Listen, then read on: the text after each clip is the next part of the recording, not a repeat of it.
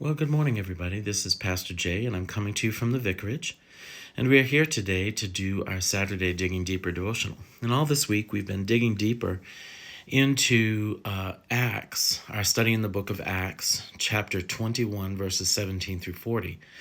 And in this part of the book of Acts, we are dealing with the completion of Paul's third missionary journey in his return to the city of Jerusalem. Where really his whole story began. And so he's come back to Jerusalem, and he's brought with him an offering for the churches there, that they may have provision in their time of need. For the church in Jerusalem was experiencing great poverty and famine. And so Paul brings this gift from the Gentile churches to them.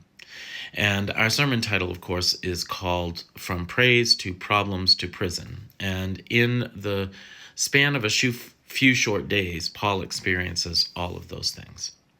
And the question of the sermon is, how does Paul sort of manage these events, these quickly changing and very difficult to understand events, from moving from praise to problems to prison?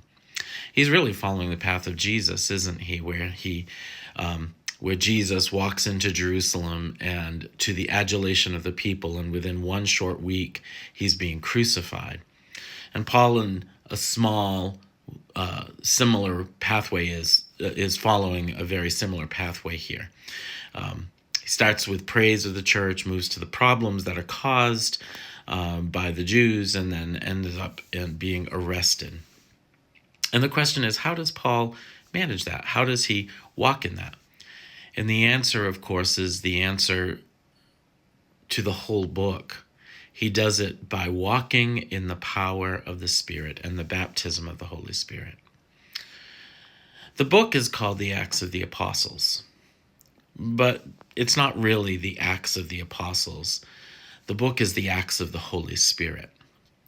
And the Holy Spirit's work on and in and through the apostles, and specifically the Apostle Paul. The whole book is a testimony of how the Holy Spirit has invaded Paul's life and changed Paul's life and changed the world through Paul.